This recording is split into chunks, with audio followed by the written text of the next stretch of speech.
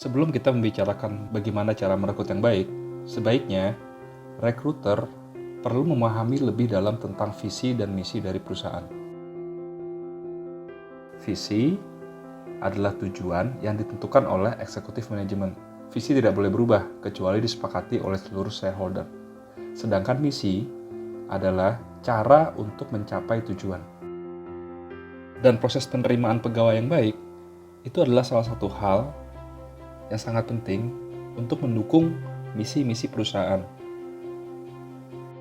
Hasil dari 11 survei perusahaan-perusahaan terkemuka di dunia, ternyata garis besarnya adalah perusahaan-perusahaan tersebut mampu untuk menentukan siapa-siapa saja passenger yang bisa masuk dalam bis dan juga penumpang-penumpang mana yang tidak relevan dan juga mampu untuk memberikan posisi yang pas untuk penumpang-penumpang yang sudah ada di dalam bis tersebut. Maksud saya dengan siapa yang duduk di tempat yang tepat, siapa yang company hire. Hal ini sangat penting untuk menentukan performa perusahaan nantinya. Kalau perusahaan memiliki mentality genius with 1,000 helper, yang mana tim member hanya melakukan apa yang diperintahkan oleh leader, tanpa mampu untuk atau berani untuk men-challenge leader, habit perusahaan ini kontras dengan 11 perusahaan besar dunia yang mana seluruh pegawainya itu dibentuk dan dipilih oleh leadernya dengan kategori orang yang memiliki jiwa entrepreneur yang kuat. Dalam rekrutmen ada istilahnya untuk mencari Red Diamond Profile. Red Diamond Profile ini adalah orang-orang dengan profil yang dapat bergerak sendiri tanpa perlu di-manage atau dimotivasi. Para leader yang baik, mereka tidak mencari orang yang patuh dengan keputusan-keputusannya dia, tapi dia mencari Red Diamond. Red Diamond Profile itu adalah orang yang memiliki karakter kuat. Yang kedua, orang tersebut memiliki nilai yang sama dengan visi perusahaan. Ini sangat penting.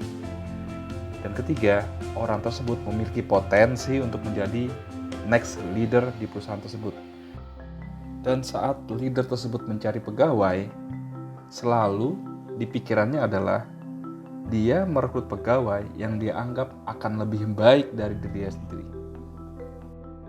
Dengan landasan pikiran mencari lebih baik daripada dirinya sendiri, maka tim-tim yang terbentuk akan mampu untuk mengendarai bis saat leadernya tidak dapat mengendarai bis.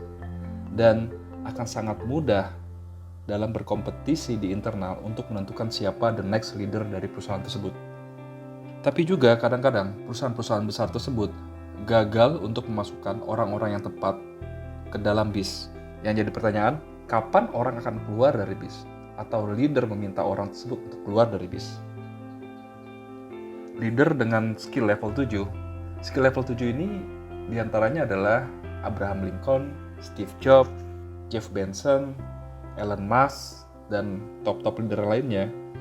Mereka memiliki skill leader level 7 yang salah satu diantaranya adalah mampu untuk membuat keputusan agar pegawai dengan kategori Red Diamond dapat tinggal dan jalan bersama di dalam bis terus-menerus.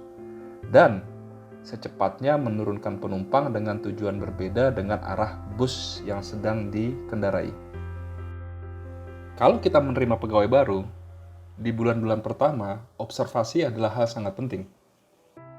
Dan di akhir observasi, hanya ada 2 pertanyaan. Untuk menentukan pegawai tersebut akan tetap dalam perusahaan atau tidak. Pertanyaan pertama adalah, apakah kita akan merekrut orang seperti ini di rekrutmen selanjutnya? Apabila orang tersebut memiliki kinerja yang baik, pastinya dia akan menjadi role model untuk rekrutmen kita selanjutnya. Apabila orang tersebut tidak memiliki performa yang baik, segera ambil tindakan. Pertanyaan nomor 2 adalah, coba dibayangkan apa yang akan terjadi apabila orang ini keluar dari perusahaan. Apakah perusahaan akan rugi karena kehilangan talent yang bagus? Atau perusahaan akan untung besar karena tidak mengeluarkan effort untuk mendevelop orang yang tidak tepat dengan kultur dan standar perusahaan? Dan apabila orang tersebut lulus tes atas 2 pertanyaan tersebut, maka perusahaan akan memiliki talent yang sangat bagus yang dapat mensupport seluruh kinerja perusahaan.